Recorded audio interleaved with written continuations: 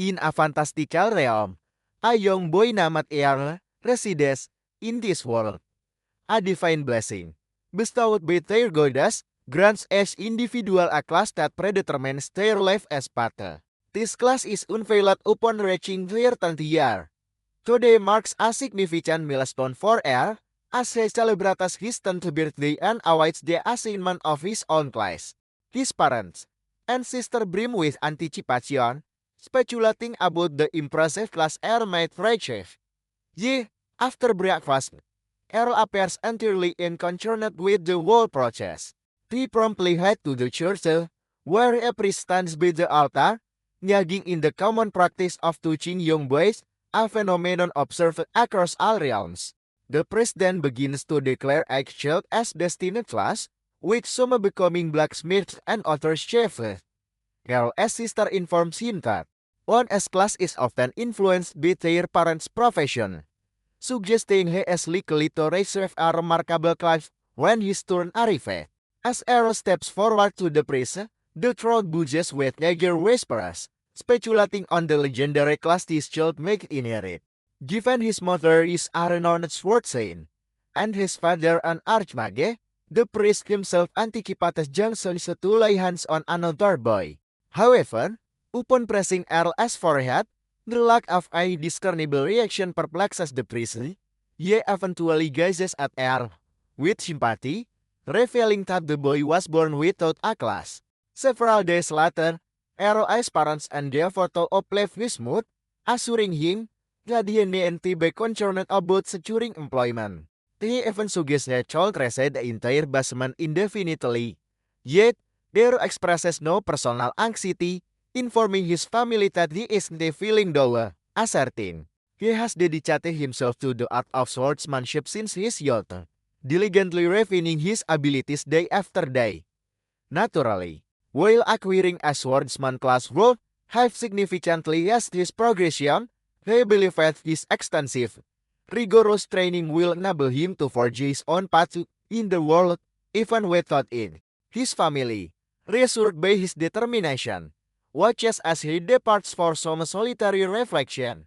Soon, Jay discerns a commotion emanating from the training grounds. There, he observes two individuals engaged in a sparring match. Despite their seemingly rudimentary techniques, the mere blessing of a swordsman class appears sufficient to render them competent combatants. Noticing Earl's presence, they inquire about his reason for standing there. Earl states he is here to practice, which elicits laughter from them. They assert that a classless individual should never truly spar with a genuine swordsman, proceeding to showcase their skills by wildly swinging their sword at each other. Yar, nonetheless, remains unimpressed and challenges them to aspire. The boys initially believe Earl is jesting but ultimately consent to a match. Before the bout commences, one of the boys inquires if Earl possesses divine protection, as a figure everyone is born with, distinct from the assigned classes. This protection acts as a shield against injury, so that it can diminish or be shattered by a significantly more powerful adversary. Earl confirms he possesses this figure. This assurance allows the boy to engage him with full force, free from the concern of causing a fatality. Yarn, however, retorts that he doesn't require divine protection to overcome brats like him, infuriating the boy while charges at Earl, swinging his sword fiercely. Earl effortlessly parries the assault. This stuns the young combatant, who then begins to flail his sword erratically. Nevertheless, Earl adeptly blocks and deflects every single strike aimed at him. The boy grows increasingly desperate, and his companion attempts to intervene from behind to subdue Earl. However, Earl's swiftness allows him to leap clear of the attack. He quickly grasps that, in comparison to his mother's prowess, this boy's pose no real threat, concluding that a two-on-one scenario make offer a more engaging challenge. He charges towards them. He incapacitates one boy with a swift pommel straight to the chin, while the other loses his footing, stumbling over his fallen friend, and is subsequently knocked to the ground. But begin to wail about the injustice, like poor sport. Suddenly, a red-haired boy steps into the training arena, commanding the idiots to silence themselves. He remarked that had this been a true battlefield, we would already be decisive. Ero doesn't recognize the newcomer, but the red-haired boy appears to be familiar with him. He approaches Ero directly and issues a challenge to a duel, asserting that Ero's victory over the two chumps was solely due to some inherent talent inherited from his mother, the sword sign. He then declares that as a classless monster, Ero could never contend with someone possessing both a class and fundamental training. The red-haired boy eventually reveals himself as the son of Captain Evans, the commander of the village guard. Ero suddenly recalls the captain from an occasion when he sought his mother as assistance. Though the boy bears no resemblance whatsoever to the robust man he remembered, the boy laments that Ero's mother is perpetually regarded as the strongest, despite his own father being an accomplished swordsman. The monster goes He intends to vanquish Ero in a fight, but assumes their stances, and the match finally begins with the red-haired boy immediately launching an offensive. He attempts to deliver a decisive blow as quickly as possible. However, Ero, having trained extensively with his mother, exhibits a remarkably tight defense. Their combined speed is striking, as they dart across the training ground, exchanging blows, leaving the two previously defeated youths aghast on the sideline. Carol perceives that while the red-haired boy is considerably more formidable than the other two idiots, his reliance on unravels his victim, rendering him imprecise. Carol seeks an opportune moment before striking. However, the red-haired boy anticipates and executes his unique aerial slashes. Carol succeeds in blocking one, but the second connects with his chest, sending him sprawling to the ground. Taken aback, Aro inquires about the nature of the trick, but the red-haired boy asserts, at his genuine skill, that a classless loser like him could never acquire. Several days have elapsed since that defeat, yet a renewed determination now burns within Aro. He ventures into the forest armed with his sword, and begins to practice independently on a training dummy, and after innumerable attempts, he finally succeeds in replicating the twin slash technique that had previously bested him. Before he can even celebrate, a goblin ambushes him, leaping from the bush. However, the creature proves no match for him, as Ero swiftly turns and unleashes his twin slash technique, which instantly fells the goblin. He feels a surge of excitement regarding his newly mastered technique when, abruptly, a colossal roar echoes from the depths of the forest. The sound profoundly enerves Ero. He instantly resolves to return to the village and notify the guard, but then he also catches the distinct cry of a boy. The sound halts him abruptly. He deduces that the boy is likely in pain and that the guards would arrive too late, prompting him to venture into the forest himself. He approaches cautiously for a short distance before finally spotting an injured boy, who, to his surprise, is the very same red-haired individual who had bested him in their training boat. The boy appears severely battered, bleeding profusely from multiple wounds, as he weakly holds his sword aloft towards his adversary, which is revealed to be an enormous hobgoblin. Even Errol has never encountered such a creature in person, as they typically avoid the vicinity of the village. They contemplate whether to seek assistance, uncertain if we possess sufficient strength to overcome the monster. However, they quickly understand that the red-haired boy would undoubtedly perish everywhere to abandon him. Errol ultimately makes his decision, and stealthily positions himself behind the hobgoblin, and just as the monstrous creature is about to deliver the finishing blow to the red-haired boy, Errol unleashes a powerful twin strike, which bisects the goblin, instantly ending its life. The young boy is stunned by the sight of the lifeless hobgoblin. Yet his astonishment goes beyond just that. What truly astounds him is Errol's execution of a technique that, in his experience, demanded extensive training and the advantages of a specific class. Errol offers the boy holy water to aid his recuperation immediately afterward. The boy questions Errol about his faith, to which Errol responded. He clarifies that his method of attack is not contingent on possessing a class, rather, union with adequate proficiency, swiftness, and make can mimic it. He further elaborates that, having previously been bested by the twin slashes, Errol meticulously studied and repeatedly practiced the technique to grasp its core principles, enabling him to now adapt the attack at will. The boy, still unconvinced, dares Errol to a duel, and over Errol readily accepts. They position themselves as opposite one another, and both unleash their respective abilities concurrently, to the boy's astonishment. Errol not only parried his strike effectively but also incorporated an unexpected third slash. This additional strike connects with the boy, sending him sprawling to the ground. The captain's offspring suggests with Anya. Yet Errol clarifies that he is not constrained by the inherent limitations of any particular skill. Consequently, his sole constraints are his own strength and proficiency, implying he can execute as many slashes as he desires, provided his ability permits. The boy regains his footing and initiates another swift skirmish. However, once more, he is struck by the third slash, this time with the greater force than before, collapsing to the ground again as Errol declares his triumph and departs. Half a decade elapsed since that incident, and our protagonist, Errol, resolves to embark on a voyage to Brestien. A realm renowned for its mastery of the bloody. Both his mountain and Captain Evan had achieved their training in Brestien, and Errol aspires to achieve unparalleled excellence, mirroring their prowess en route. He finds himself accompanied by a pair of unfamiliar individuals. Among them are two highly skilled swordsmen. The man possesses the barbarian class, while the woman is recognized for her dual-wielding specialization. Both likewise intend to refine their abilities in Brastia.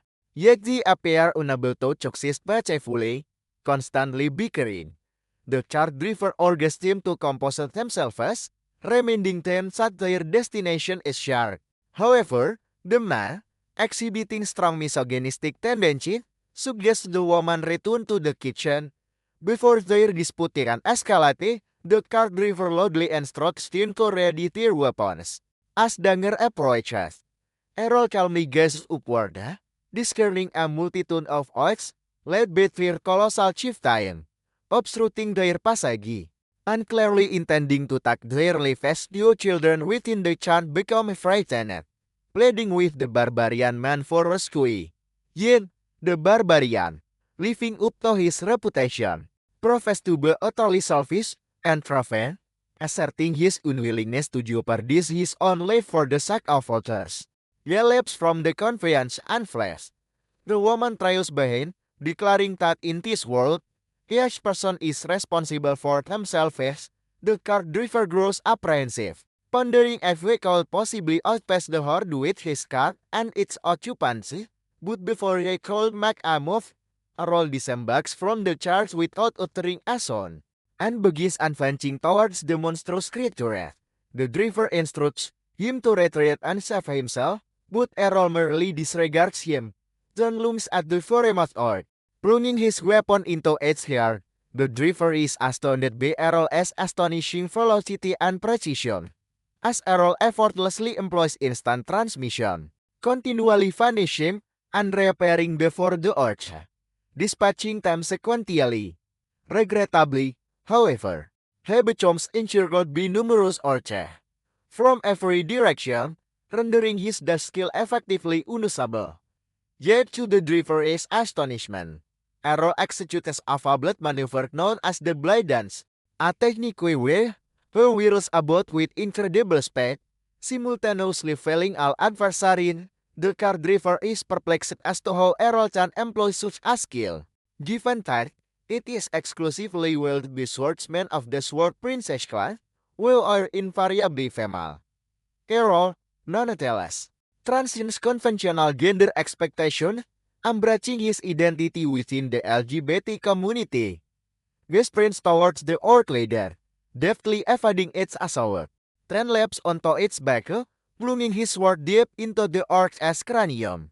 Instantly slaying it, he then makes his way back to the stunned driver, and instructs him to resume their journey to Bessie.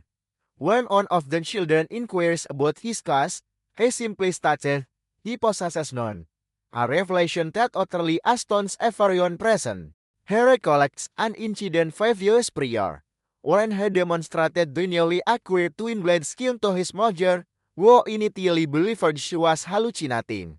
However, upon Errol's explanation that he was training to mimic a skill he observed, she became immensely delighted and pledged to impart all the techniques employed by the Sword Princess Kla. Returning to the present moment, the driver rushes him, announcing their arrival in Bestie, the fabled land of swords. Errol dismounts from the char and observes the town center bustling with individuals, each bearing a sword at their hip. Errol then fetches the driver, inquiring if he is an advanced level swordsman. Initially, the driver asserted he is merely a card operator, yet Errol is aware that only a proficient swordsman could have discerned the maneuvers he executed. Promptly, the card driver confesses his affiliation with the Holy Astra. Kara, as from saja, job merchant Stephen Brewery of home. Indeed, he often prefers to unwind and masquerade as an ordinary driver. The Holy Knight discerns that this is likely Errol's inaugural visit to the city, and informs him that he must first secure membership in a guild, as participation in a tournament is impossible without on. Furthermore, in this metropolis, ngaging in and triumphing at tourneys constitutes the primary method for swordsmen to demonstrate their prowess and achieve wealth. Errol responds that financial gain is not his concern, rather, he seeks to challenge the most formidable swordsman this local can present. The Graverton cautions him to be wary of detrimental corporate guilds, as they possess the capacity to drain on a spirit in an undesirable manner. With that admonition, the driver turns and departs, while Errol proceeds into the urban area, observing the diverse populace, some proclaiming their guilds, others recruiting members, and swordsmen forming guilds to test their fortunes with the more prestigious guilds.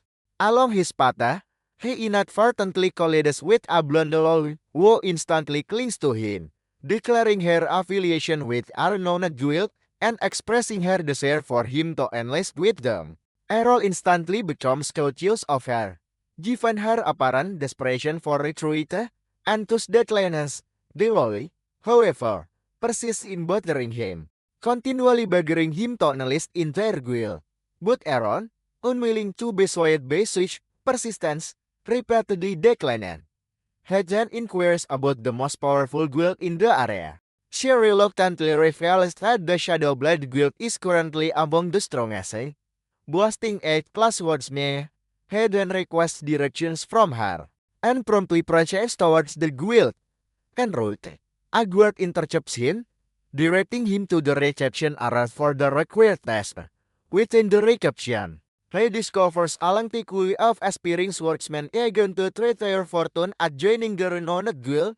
This it also invigorates Errol, who musses about the caliber of extraordinary individuals who would potentially face in combat.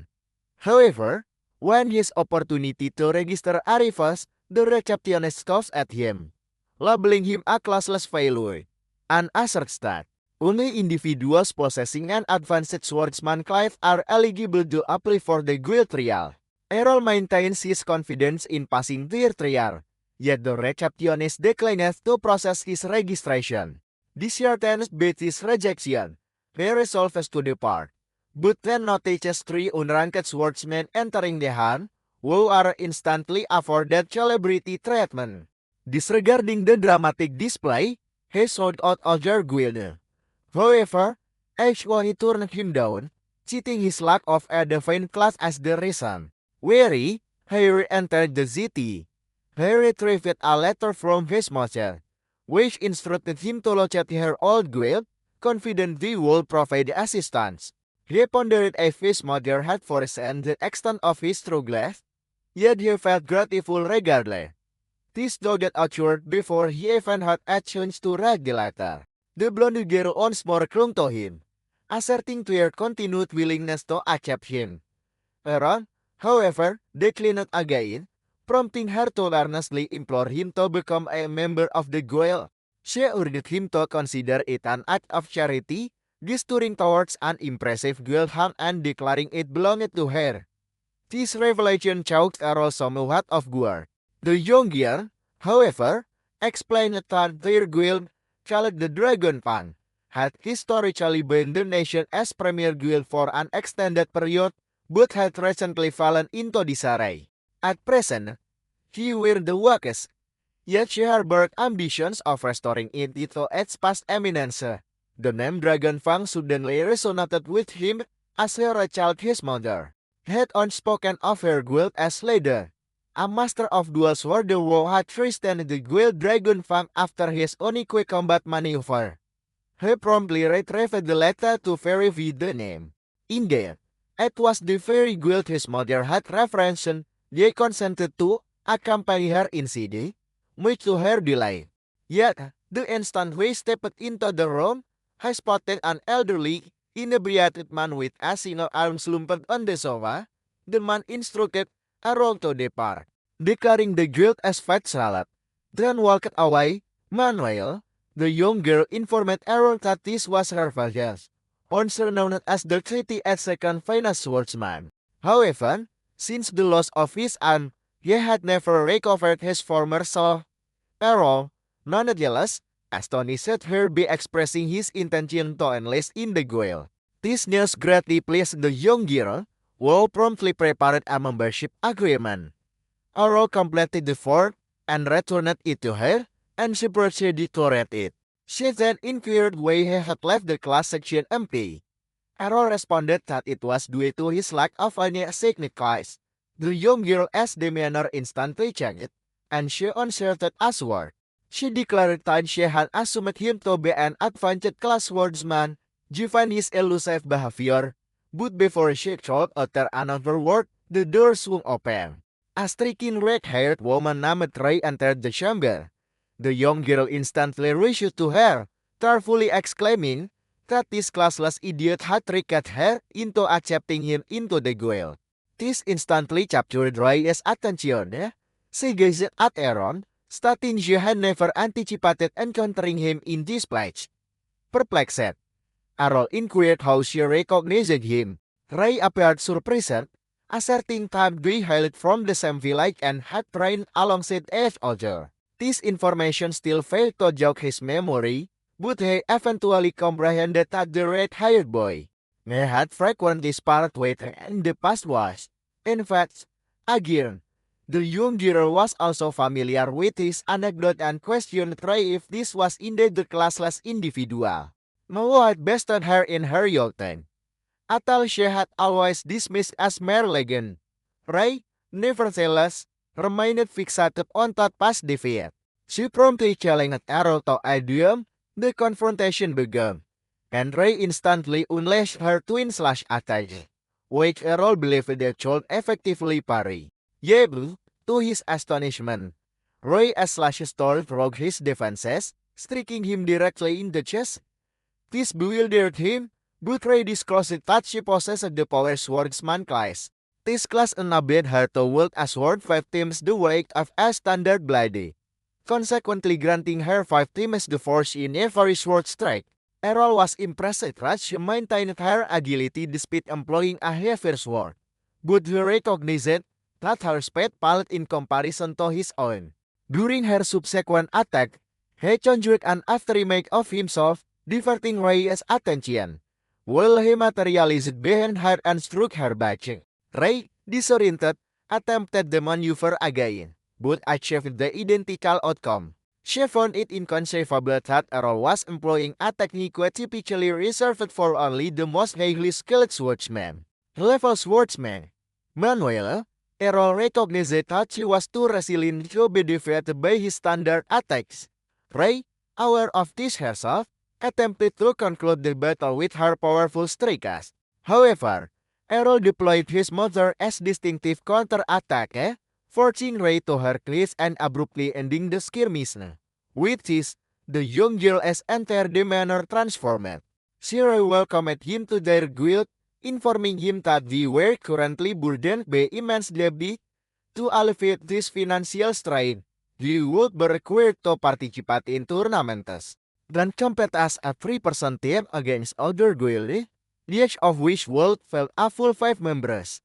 Errol, nonetheless, felt invigorated by the prospect of engaging in combat against formidable adversaries and eagerly anticipated the challenge to further refine his ability. The following morning, Errol awoke in his personal room, achieving a new bed that was no his own. It took him a moment to process the sequence of events that had transpired since his arrival. He was now a member of the semi-renowned guild his mother had once been affiliated with, a fact of great importance to him, prompting his resolve not to let her die. Then restore the guild to its former prominence. He freshened up and proceeded to the living room, where both the young girl and Ray were already awake, conversing with the fireplace about the impending tournament. The young girl promptly drew Errol into their discussion, announcing that the tournament was scheduled to commence the following week. And since their roster now boasted 3 members instead of 2, they were now qualified to participate. She informed Errol that the competition would be exceptionally challenging, given its elimination-style format, featuring on matches. However, most other guilds would likely fill 5 members, placing them at a significant disadvantage, necessitating that each of them defeat more than one adversary. If they happen to advance past the initial run, the young girl, however, remained quite optimistic, asserting that they should still manage, as their guild already possessed 2 ranked swordsmen. Therefore, unless they encountered an ranked swordsman, he ought to be evenly matched in their boots. Errol was somewhat unfamiliar with this ranking system, and inquired about the precise meaning of this rank. The young girl clarified that there were 5 ranks in total, from A to D, with A being the pinnacle.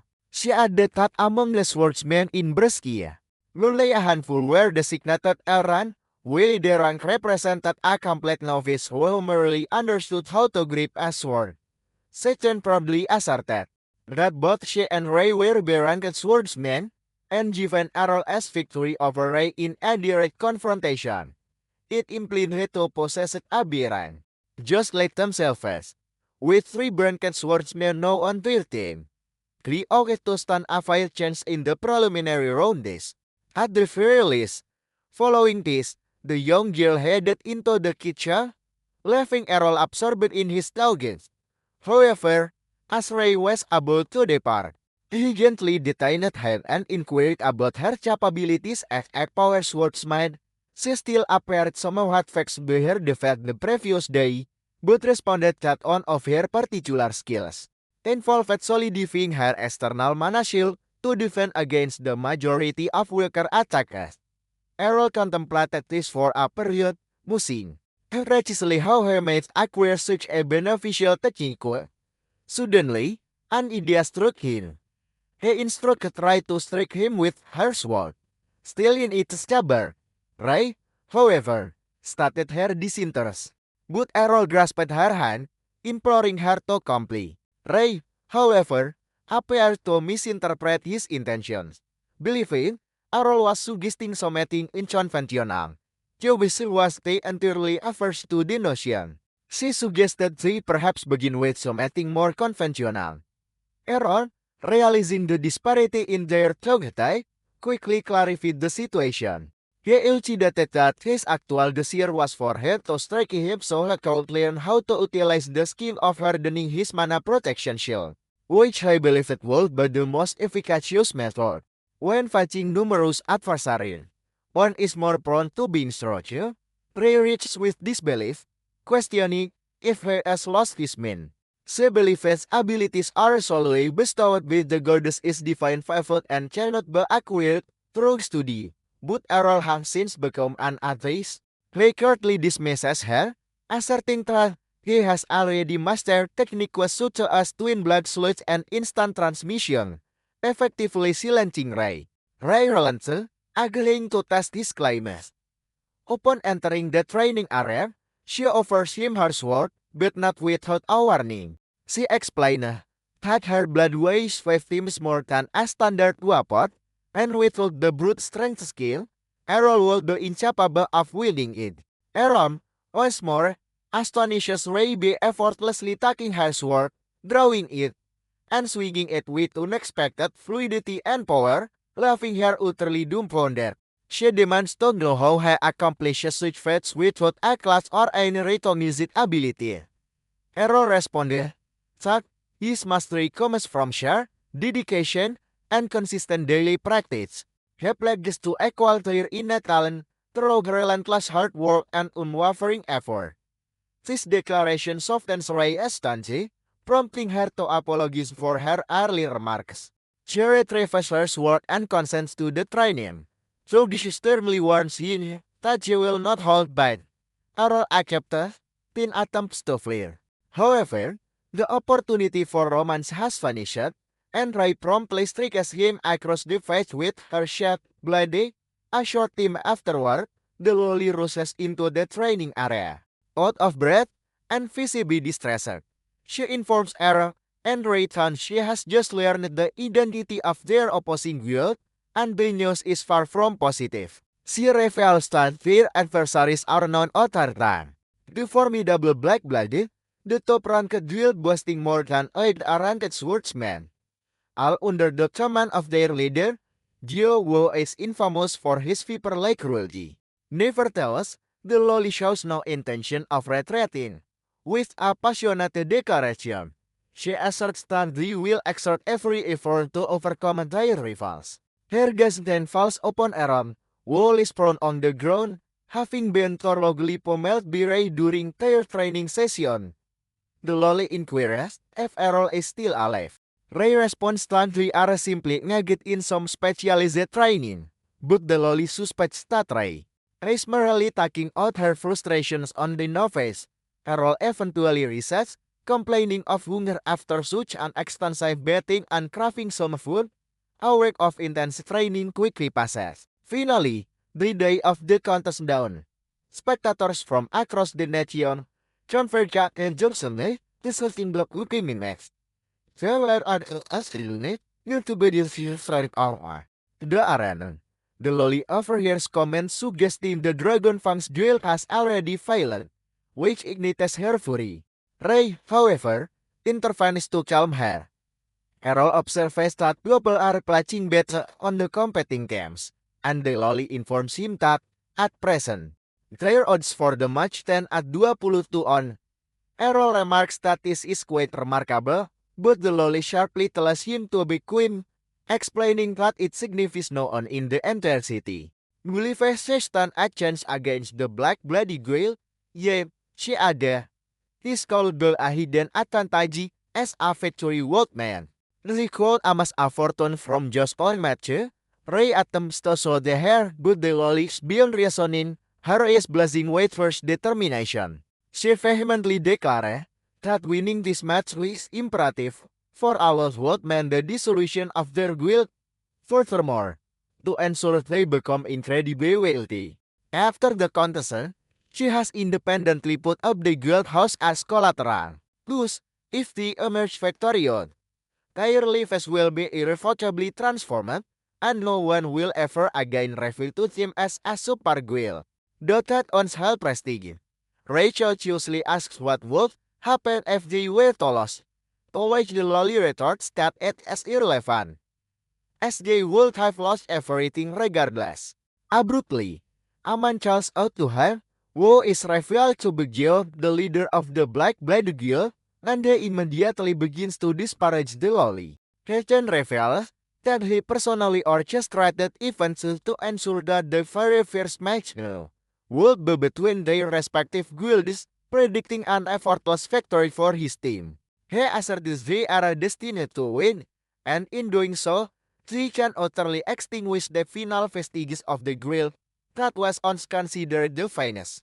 He mockingly advises her not to fret, suggesting that if she were to somehow win, it would imply her guilt is superior. Buddha quickly adds that such an outcome would only materialize, as she could somehow overcome a ranked swordsman, an improbable feat given the presence of a classless individual on her team. With a chuckle at his own cleverness, Heian wishes them good luck. After he departs, they soon enter the arena. Errol observes that Gio himself does not appear to be participating in the fight and ponders if this absence improves their odds of victory. Ray, however, informs him that it makes no difference, as their entire opposing team consists of ranked combatants and their current formation appears to be unusually aggressive.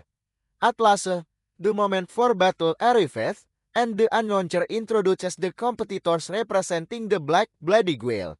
A green-haired Venture steps forward, confidently proclaiming his intention to single-handedly defeat the entire opposing team. Meanwhile, the commentator expresses surprise upon realizing that, from the Dragon Fang scene, Errol, the classless swordsman, is slated to fight.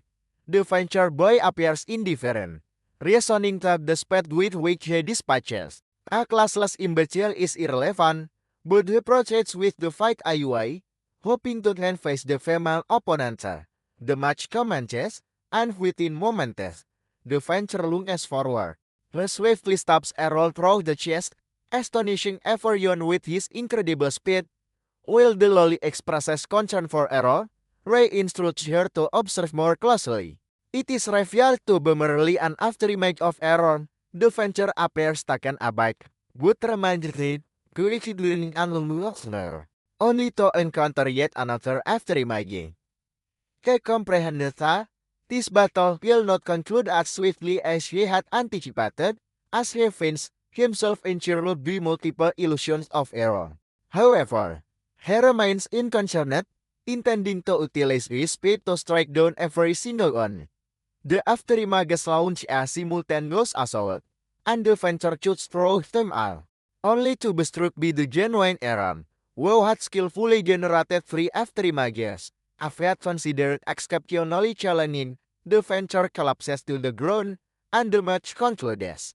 Just like that, Errol then states that his mother used to train with him, simultaneously creating 5 images, and even there, she was taking it easy on him. The commentator is stunned as the audience erupts in thunderous applause for the classless contender. Yet then comprehends that, although he attempted the identical technique as the Venture boy, his execution lacked the same refinement, indicating he would need to dedicate even more effort to perfecting it. Errol as subsequent opponent is a dual-wielder who relentlessly presses his assault with a continuous flurry of sword strikes, yet Errol successfully parries every single one, before employing his twin slash attack to defeat his adversary. With 2 opponents already vanquished, the next challenger he confronted is a reverse grip dagger wielder, who demonstrates greater caution in his movement and it integrates various martial arts techniques with his blade. However, this proved futile, as Errol's speed was simply too great for him. Errol disorients him with his afterimages before swiftly striking him down from behind. Both Ray and the lolly are astonished that this individual has just vanquished 3 ranked swordsmen, with apparent as and in record time. A feat that genuinely instills the lolly with renewed hope for winning the entire match. The subsequent bout, however, proves to be somewhat more challenging, as he is pitted against a short swordsman, renowned for their resilience. Unable to land and decisive critical blows, Errol finds himself compelled to continuously maneuver around his opponent, and gradually diminished his defenses. His adversary shrieked, asserting that Errol couldn't possibly be classless, but Errol countered that all his accomplishments were solely the product of relentless effort. The hulking opponent scoffed, claiming that hard work was no match for innate talent, as he lunged forward with his shield-based technique. However, Errol skillfully employed his mother as renowned for sight ability, predicting his enemy's movements unsuccessfully kicking the shield away. Following test, he utilized a technique where and acquired from his previous foe, the martial artist, delivering a forceful kick to the brute's stomach. He then retrieved the shield and advanced. The brute, enraged, attempted an assault, but Errol expertly parried. Before surging forward and using the very same shield base to annihilate his opponent, the crowd erupted in protest, labeling him a DCV, who refused to disclose his rank and class. Consequently, the organizers presented his class identification to a magical crystal ball, broadcasting live confirmation that he was, in fact, without a class. With that issue resolved, the next challenger was announced, appearing distinct from the other. This swordsman, named Masamune, was revealed to be of samurai lineage, hailing from the east and wielding a curved blade called a katana. Even before Masamune drew his weapon, Errol sensed the imminent danger and prepared himself, knowing this battle would not be as effortless as the rest. He realized Masamune intended to unleash his ultimate Techinkui, poised to strike like a cowled serpent. Yet Errol's curiosity drove him forward, deliberately placing himself in peril. The moment they entered the swordsman's reach, Masamune swiftly unswathed his sword towards Errol. But Errol, with astonishing speed, vanished and reappeared behind him. Masamune was stunned, but Errol informed him that he was genuinely the swiftest individual he had witnessed in the city. Regrettably for Masamune, however, Errol's own motor had been considerably faster, making him accustomed to such speed. With that, he unleashed the sword princess's ultimate skill, impaling his adversary multiple times. Thereby vanquishing him. A stunned silence flew over everyone as the presumed weakest member of the most insignificant guild had just utterly dominated the elite combatants from the most powerful guilds. Errol walked towards Ray and the Wally. Feeling content, they had likely secured sufficient funds to sustain their guild that evening. Upon their return to the guild house, they promptly commenced a celebration with beverages flowing freely. Errol remained astonished that the loli was of legal drinking age, so he asserted her status as a grown woman, despite her diminutive stature. She still found it incredible that Errol had single-handedly vanquished 5 ranked swordsmen from the nation as top guild. She resolved to try and win his affection. Believing him to be her path out of destitution and anonymity, she attempted to propose a marriage, promising to satisfy all his wishes. However, Errol, a true individualist, unequivocally turned her down, declaring he would prefer someone akin to Ray. This instantly made Ray blush. She rose from her cell, shouting at Errol to cease uttering such nonsense, just to reject the loli. But Errol was genuinely serious. He inquired why she would assume he was making light of her, and she responded by recalling how, in their youth, he had referred to her as Emma during a sword fight. She further stated, "Fang, everyone she had ever met, claimed she possessed no feminine allure." Yet, Errol, observing two prominent womanly charts directly before him, respectfully disagreed. The loli then understood that Ray was completely oblivious to her greatest asset and how to effectively utilize it. Thus alleviating any concern the loli had about her, with that, she began massaging Errol's legs, asserting that he must be exhausted from the day's battles, and instructed him to join her in the bedroom. Ray instantly became flustered, telling the loli to chase her strange remarks, but the loli merely offered a cunning smile, stating she was simply going to provide him with a much-deserved massage following a strenuous day. To her astonishment, however, Errol responded that he would prefer a massage from Ray. His interpretation of a massage involved being thoroughly beaten by Ray in the training area as he endeavored to master the reinforcement magic that Ray wielded with success, owing to her class and ability. The loli observed from the balcony, pondering if Errol possessed a true understanding of what a massage entailed. The incessant commotion eventually roused the lowly father, who descended to the trailing ground, thoroughly hungover, grumbling about the noise and asserting they showed neighborly their frustration over losing the tournament. Even before it started, in the jet of Nagin, the lolly, nevertheless, informed him that they had, in fact, triumphed in their match against the reigning top girl. This piqued his interest, but he assumed the black blood must have deployed their Rangbo or Chenovich as expendable pawn. However, the lolly astonished him for their be revealing that all their adversaries were at there. And moreover, Errol had vanquished every single one of them single-handedly. This revelation jolted her father out of his hangover as he gazed at the bruised and battered Errol, pondering if this young man truly possessed such formidable strength. The lolly then declared that she had pledged numerous wagers, and because Errol had completely dominated the opposing team, she had won the jackpot. Consequently, they were not only free of debt but also had ample funds to cover their operational expenses. Her father, however, remained less optimistic, asserting that if, by some stroke of fortune, this boy genuinely possessed such power, he would inevitably be recruited by larger, more influential, and wealthier guild. Therefore, she should raise her expectation. The lolly reassured him not to fret, as she intended to marry Errol's son, which would bind them together for life. Errol promptly declared that he had no such intentions, but then shifted his focus to her father, remarking that while the lolly made the abundance, at last she was a defeatist who abandoned everything.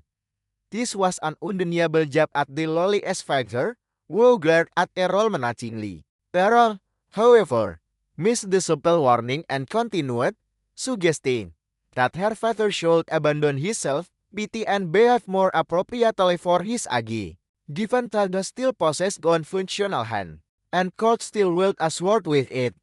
This remark provoked her father, who instantly seized Errol by the collar, admonishing him to refrain from discussing topics he knew nothing about. He informed Aaron that a dual-wielding swordsman incapable of dual-wielding was merely a waste of bear.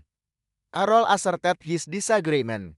Given that he himself was a classless swordsman who continued to compete and strive for advancement in this world, with that, her father shoved him away and ascended the stair.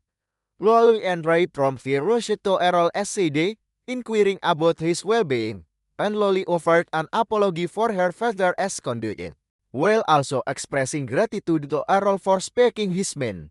Errol contended that even after losing his arm and being out of commission for such an extended period, her father remained remarkably powerful, and they considered it a pity that her father refused to utilize his immense strength and experience. Errol mused to himself about the impressive techniques he could acquire from a dual-wielding swordsman, and vowed to himself that he would inspire the lolly's father, Rod, to pick up his sword once more. The lolly overheard his aspiration to master new abilities, and she then proposed that he explore some of the dungeons located near the city.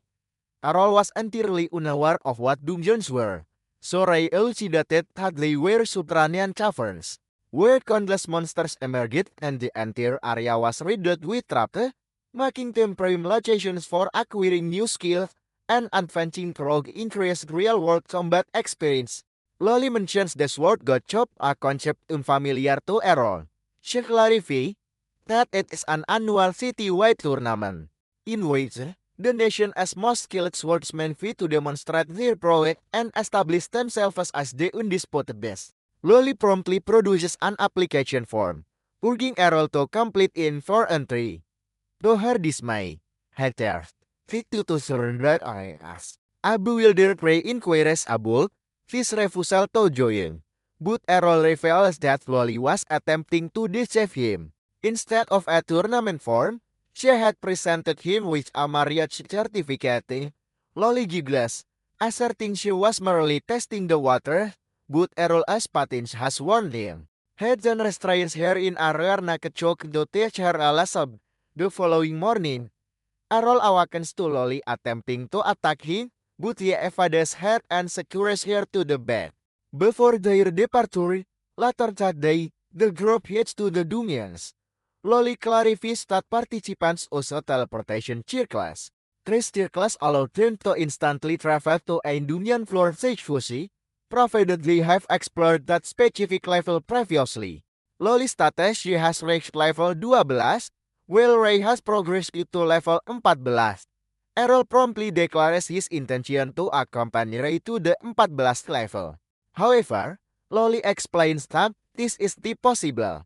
One must have physically visited a level to return here via teleportation, which disappoints Errol. Errol had hoped to confront the most formidable monsters from the start, but Lolly assures him there is no need to worry, as she knows a very quick path. This route would rapidly take them to the deeper level. They consent to her plan, but Lolly attempts to isolate Errol, suggesting Ray could continue her level 14 exploration independently. She argues that Errol wouldn't require to guiding and begins pulling him away. Undeterred by her manipulation, Errol insists Ray accompany them. Upon entering the first floor, we are instantly assailed by two armored Kayete. Errol unsheathes his sword and engages on in combat. Meanwhile, Ray confronts the other. Errol observes with surprise that, despite their heavy armor, the knights move with astonishing agility. However, Errol finds them manageable. He employs a dash step, severing the naked as head, only to discover the armor is completely hollow. The armor is animated by the Domian as inherent mana. The knights continues to move even without his head, and Ray states they possess no true vulnerabilities. Furthermore, they are immune to fire. Consequently, Errol targets their legs, a strategy that proves highly effective as the magic knights crumble to the ground. Ray dispatches her adversary, shouting that they will soon regenerate, necessitating their immediate departure. Before proceeding, Errol inquires about Lolly S-Class. She proudly declares herself Avenger, offering to instruct him in anything he desires, either in the training area or in death. Errol, however, dismisses her advances once more and continues forward. Just before entering the second level, they hear desperate cries for assistance emanating from the doorway. Upon approaching, they discover a man covered in blood. He is kneeling on the ground, pleading for aid. Ray proposes bringing him to the surface, but the man declines, stating his companions remain trapped inside. He explains that his friends were severely injured by a booby trap and implores him to rescue them. Lolly, however, immediately becomes transactional, demanding payment for her assistance. To her astonishment, the man pays her a substantial sum from his gambling winnings.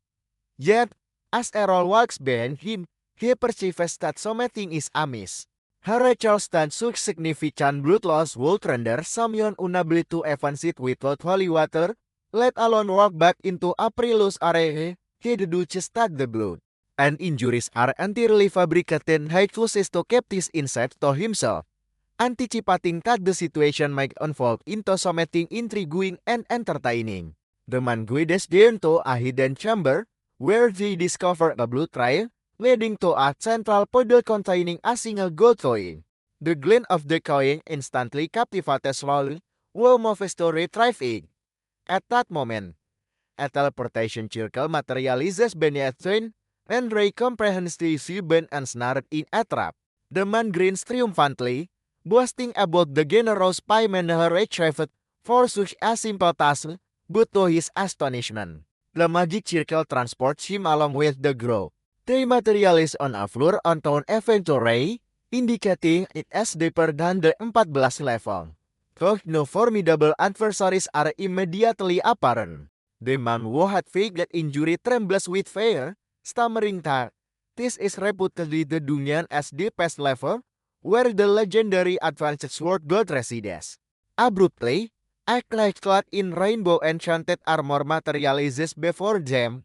Lolly, however, scoffs at the notion of the sword god. She dismisses the sword god class as a mermaid.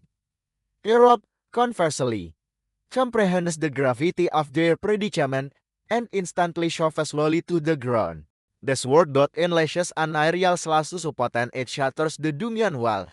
Without hesitation, the sword god attacks Aram, who barely manages to raise his sword in defense.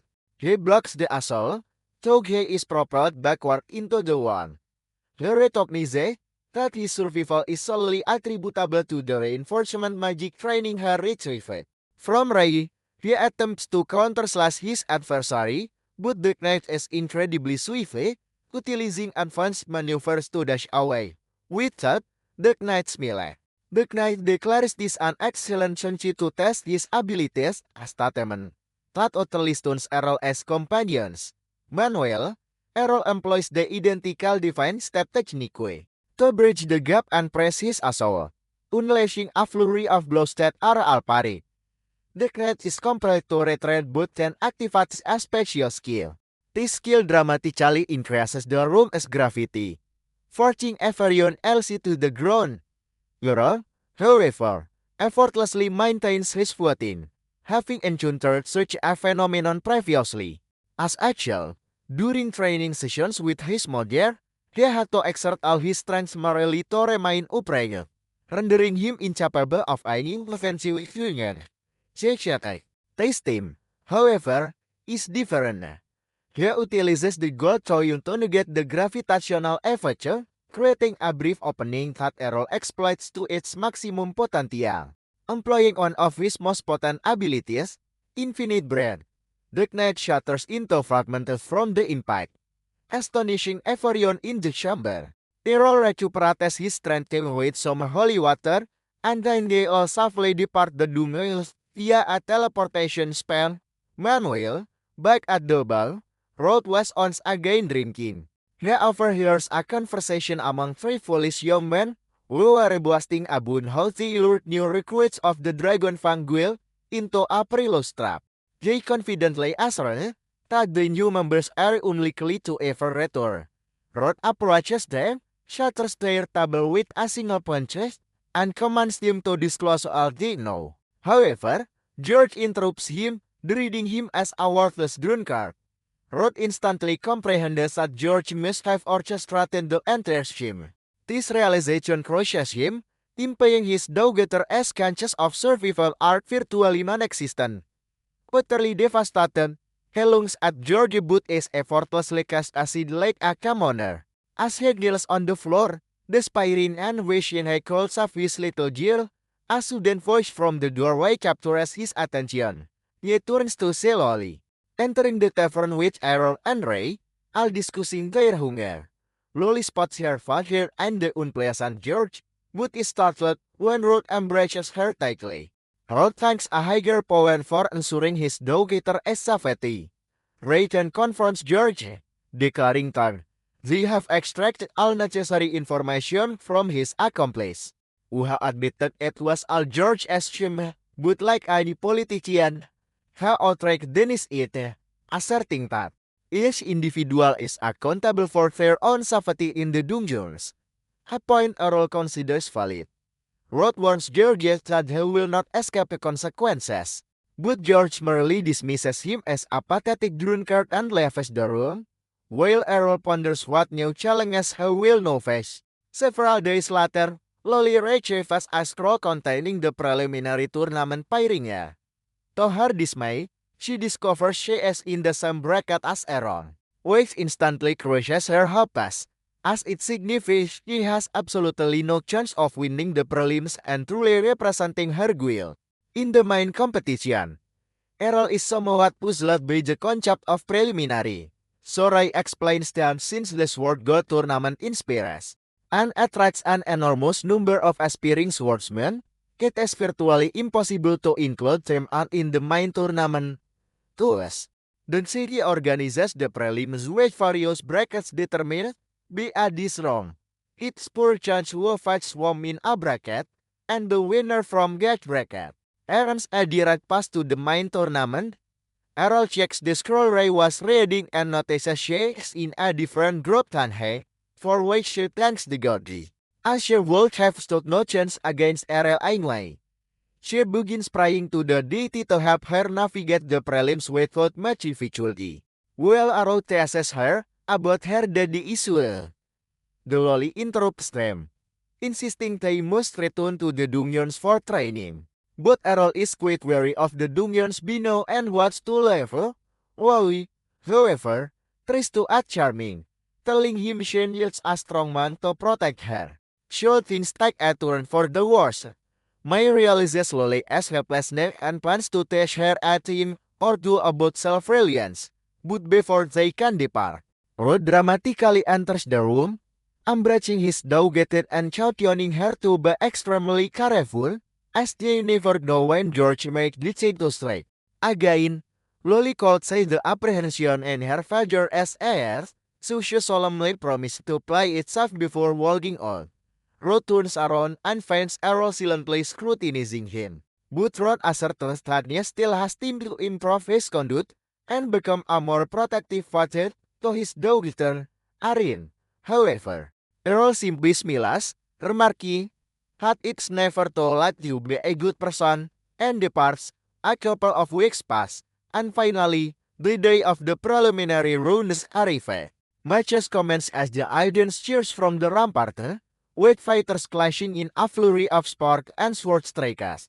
Slowly but surely, the pool of competitors begins to dwindle as people are eliminated, and even Loli loses her match before ever encountering Errol. She sulks in a corner, disheartened by the results, as she had at least hoped to reach the finals this time around.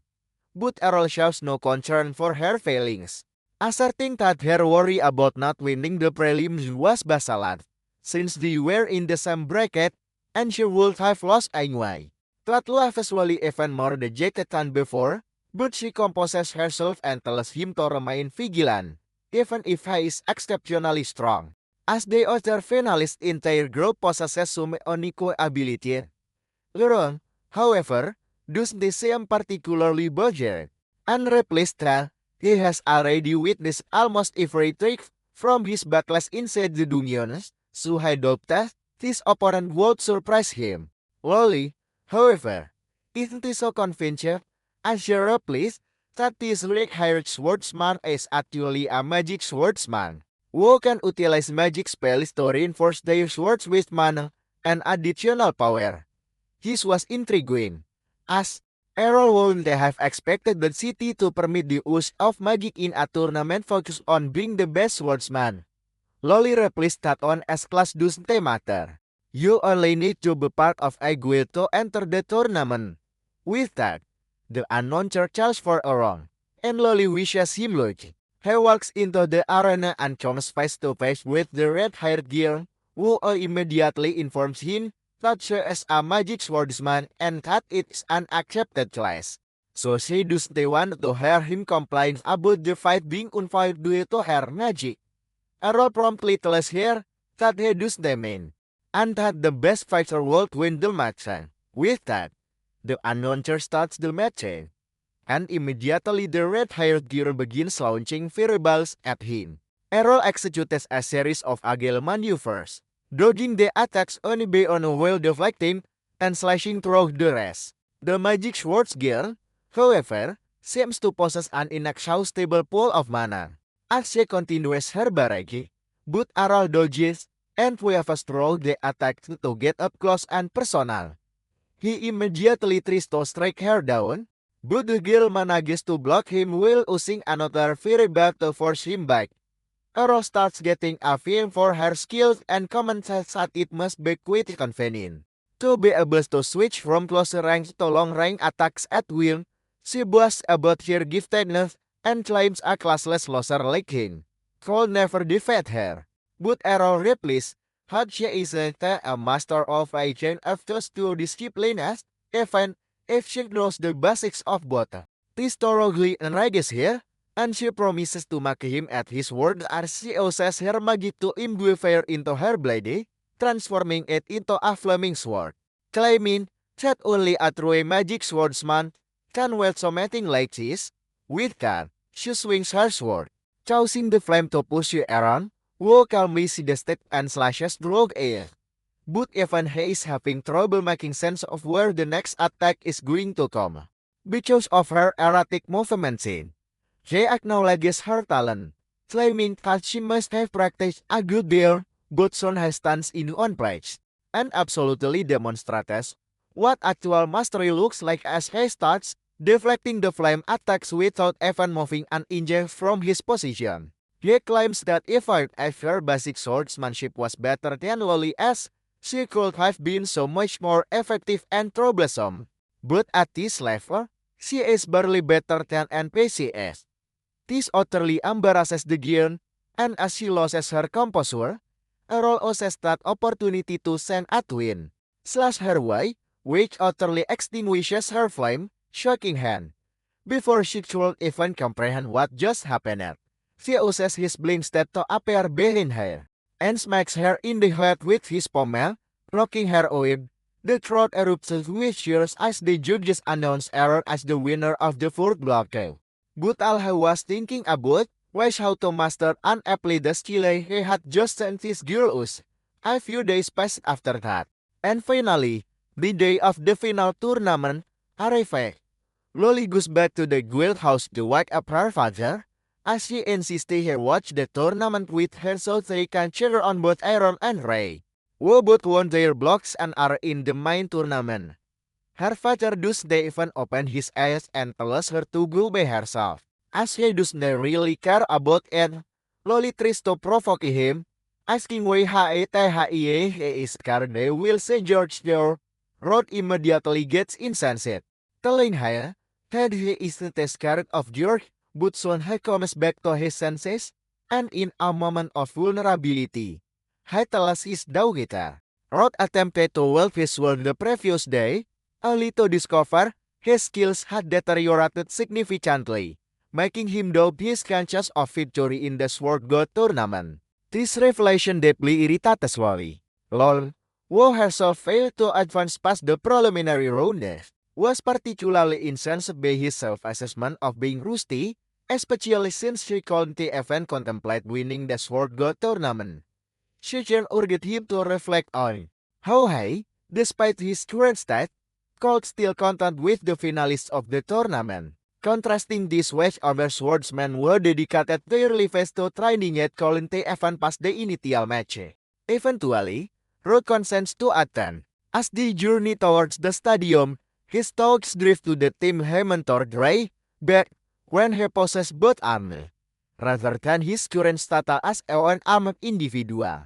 He recalled those past instances with affection and speculated on Ray's potential performance, considering she is now his most senior student and he feels a profound bond with her. Meanwhile, at the tournament, Ray appears to be succumbed into anxiety, her legs trembling as she gazes at the floor, until Errol suddenly startles her.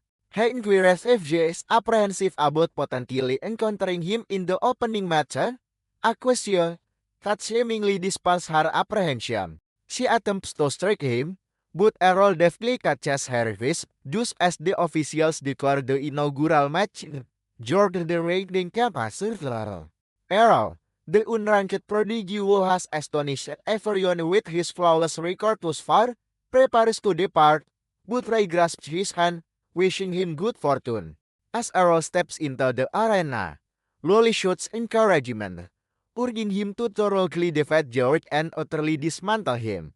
However, the instant Errol sees George emerge into the fighting ground, he instantly perceives that something is amiss.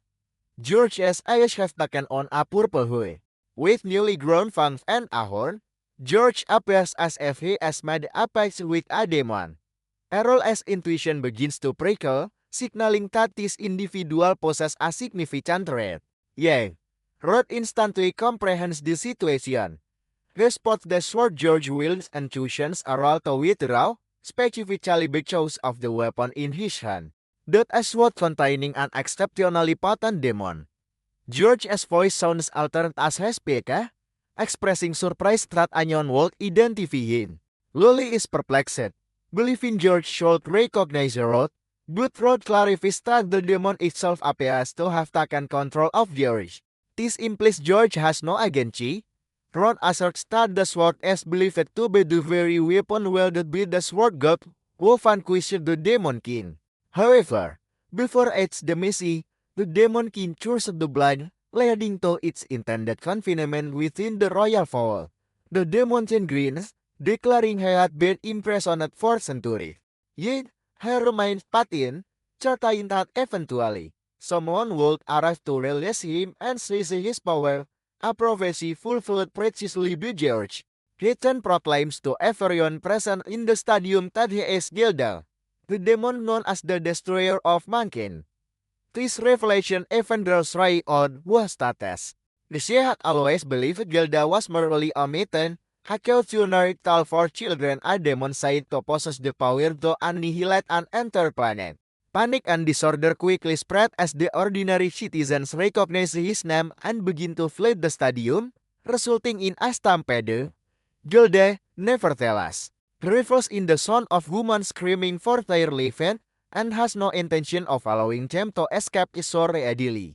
Consequently, he conjures a magic circle beneath him, encompassing the entire stadium, transforming it into a dome of mystical energy, thereby trapping and confining the people within. The checklist at the terror he inflicts, asserting that the truth of humans, very akin to music to his earth, and he intends to suffer them while massacring everyone. To his astonishment, Errol remains steadfast in his spot. Indeed, he has already unsheathed his sword. Gilda commands him to flee for his life, but Errol confidently asserts his belief that he can defeat him. Given that he has been vanquished once before, proving he is not invincible.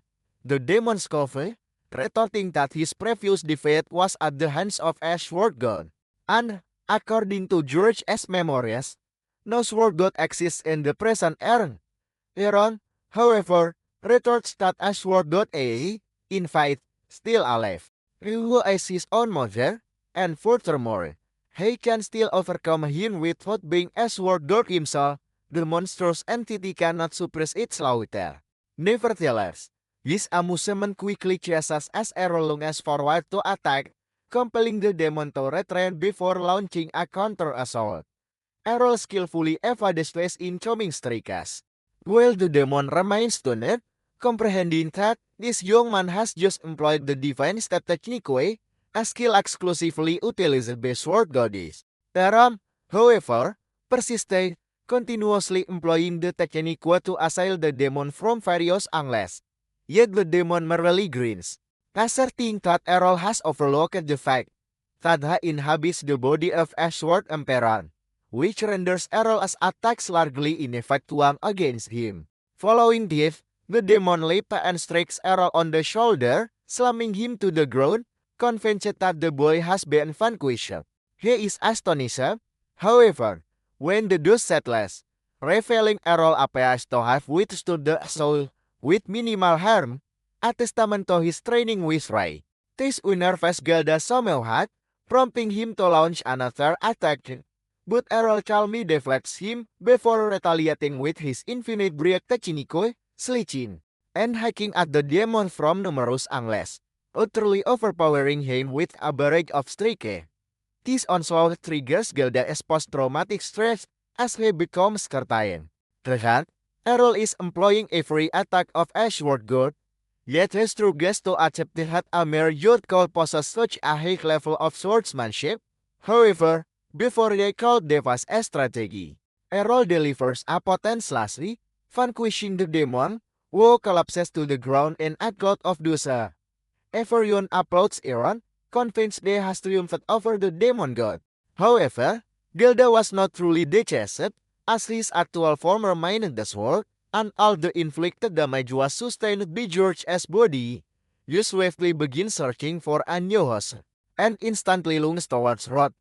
Errol manages to shove Ray out of the way, while Rod positions himself in front of his daughter to shield her. When the dust dissipated, however, Rod is standing there, holding the demon's sword, and seizes slowly, pressing the blade against her throat. Errol beratas himself for failing to understand that he needed to strike the sword, rather than George's body, to defeat the demon. But it is no to let the one's error, Katloli will the FV moves even an inch. Yet Errol moves in there, informing him Hanji is incapable of harming Wallen. Rai is bewildered by his audacity in provoking a literal demon. But when Kelda attempts to kill Loli, his hand remains immobile. Errol asserts that Rod is considerably more formidable than George ever was, making his position far from simple. Rod then throws the sword into the ground, releasing Loli. While Gelda struggles to resist and regain dominance, Rod proves too powerful for him and successfully liberates himself from the demon as whole. He then hurls the sword towards Aram, who promptly slashes it into dust, eradicating the demon permanently. However, this marks the conclusion of the video. Please remember to like and subscribe to our channel. Thank you for watching, and I look forward to seeing you in the next one.